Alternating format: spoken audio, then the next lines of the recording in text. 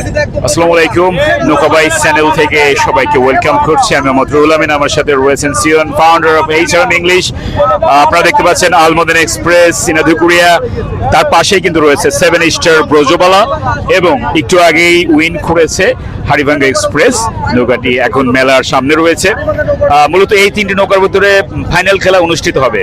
মোমেন ভাই, তিনটি নৌকার বাইস খুবই জমতেছে এখানে, আপনি কেমন উপভোগ করছেন? It's a triangle boat racing, brother. ত্রিমুখী boat racing final, তিনটি নৌকা চ্যাম্পিয়ন নৌকা। তারা কিন্তু তাদের অসাধারণ দক্ষতা দেখিয়েই কিন্তু তারা কিন্তু ফাইনালে এসেছে। Brajabala, seven star, Al Madina express এবং হাড়িভাঙ্গা এক্সপ্রেস, তিনটি নৌকাই কিন্তু তাদের অসাধারণ দক্ষতা দেখিয়ে ফাইনালে এসেছে। সো দেখা যাক, আসলে প্রেডিকশন করা কঠিন কোন বোটটা আসলে উইন করতে যাচ্ছে। তো আমরা দেখব এবং আমরা আসলে সব কিছু দেখেই আমরা আসলে আমি আলটিমেট আনসার দেবো, ব্রাদার। একদম তাই। হুমায়ুন ভাই, এর আগে যে সেকেন্ড সেমিফাইনাল হলো, সেই সেকেন্ড সেমিফাইনালে নৌলুয়া একতা চ্যালেঞ্জার নৌকা, ও মাই গুডনেস, এত সুন্দর গতি, তারা স্পিড তুলতে পেরেছিল অল্পের জন্য।